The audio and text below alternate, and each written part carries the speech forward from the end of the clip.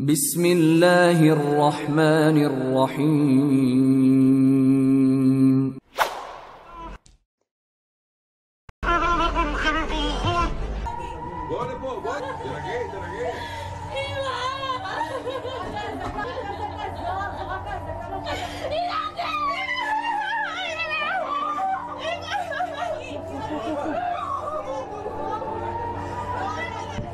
Quran chapter 2 verse 214 talks of a people who were struck by hardship, such that even the Prophet and the believers of the time proclaimed, when will the help of Allah come? And it seems that the response that was given to the Ummah then echoes the sentiments and what the Ummah needs to hear today. And that was unquestionably the help of Allah is near. Assalamu alaikum guys, and welcome to another episode of Smile to Jannah. If the people that are seen, the people that are responsible, the people who have been given leadership, if they are not pulling their weight, nay, Allah does not require them. Allah does not require anything if He is to help the believer. And here guys, we have seen Allah helping the believing men and the women through forces of the unseen.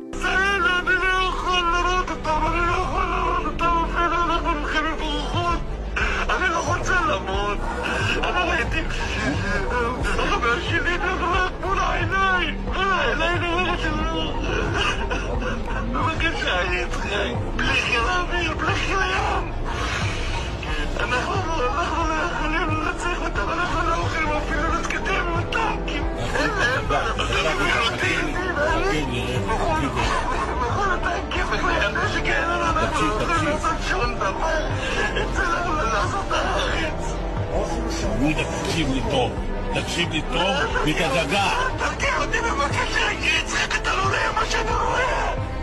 בבקשה, אני רוצה מאוד לקצת. Belief in the unseen is a major component of Islam. For instance, believe in Allah, believe in the angels, believe in the jinn, believe in heaven, believe in hellfire, and believe in predestination, that Allah knows what is going to happen in the future. Nothing is out of the knowledge of Allah subhanahu wa ta'ala. However, in this materialistic and atheistic world, belief in the unseen is something that we forget. No matter how strong our faith may be, our trust becomes on the means rather than the creator of the means, rather than the facilitator of the means, rather than the one that has power over the means, Allah subhanahu wa ta'ala. Indeed, we are told by our elders using many analogies such that it is not the fire that burns without the permission of Allah, it is not the medicine that cures without the permission of Allah. Nay, we have seen many cases and instances where medicine, despite being taken in the right proportion at the right time, has had absolutely no effect. That's because the effect comes from Allah subhanahu wa ta'ala. Everything that we see around us, and that is why we should invoke Allah, and that is why we have books filled with invocations and supplications to Allah subhanahu wa ta'ala, that we need to make sure He is an integral part of our life, because it is indeed Allah that makes the possible impossible and the impossible possible. And what is that condition? You have to be righteous. وَهُوَ يَتَوَلَّى الصَّالِحِينَ. And Allah is the guardian of the salihin, of the righteous, if one is righteous. And as we are seeing through many clips that are emerging from Gaza, people that have had their houses decimated and their families destroyed, they still say, Ahadun Ahad, one Allah, Hasbunallah wa ni'mal wakil. It is indeed to Allah whom we put our trust. And we have seen numerous examples from even our history as well. For example, the Battle of Badr, where the Muslims were 313 against an army of 1,000, yet Allah sent angels to assist and aid the Muslimin. We saw Ibrahim alayhi salam, who was being thrown into the fire, but Allah had not commanded the fire to burn, therefore it did not burn, and Ibrahim alayhi salam went into the fire, yet he had the best time of his life. And is it any wonder that these people that are being oppressed, and in Islam we know that even if a non-Muslim makes a dua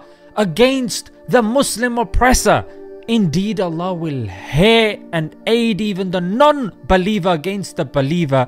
Why? Because oppression is not something Allah likes. And now when we see our leaders standing by and watching our brothers and sisters be massacred, Allah is not in need of you people. You are in need of Allah. For wallahi, for our leaders, I fear for them. I fear for what they will go through in this world and in the hereafter as well. And that is why when Khilafat was given to Abu Bakr radiallahu anh, he did not want it and he tried to avert it as much as possible. And same with our other leaders of the past like Umar bin Abdul Aziz and the likes. And that is why when our brothers and sisters supplicate, and that is why when our Gazan brothers and sisters supplicate, chapter 3 verse 5 comes to mind, where Allah subhanahu wa ta'ala says, in the heavens and in the earth, nothing is hidden from Allah. Allah is seeing everything that is happening and taking place. And that is why scores of people are accepting Islam just by seeing the resolve